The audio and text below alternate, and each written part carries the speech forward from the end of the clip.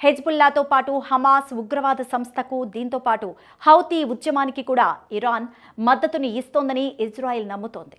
ఈ నేపథ్యంలో ఇరాన్ భూభాగంలోకి వచ్చి టెహ్రాన్లో హమాస్ నాయకుడు ఇస్మాయిల్ హానియేను చంపడంతో ఇరాన్ ఇజ్రాయెల్పై యుద్ధం ప్రకటించింది.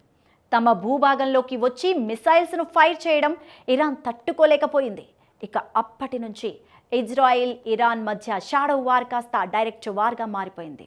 క్యాంప్ డేవిడ్ ఒప్పందాలపై అప్పటి ఈజిప్ట్ అధ్యక్షులు అన్వర్ సాదత్, ఇజ్రాయెల్ ప్రధాని మెనాచెమ్ బిగిన్ సంతకాలు చేశారు.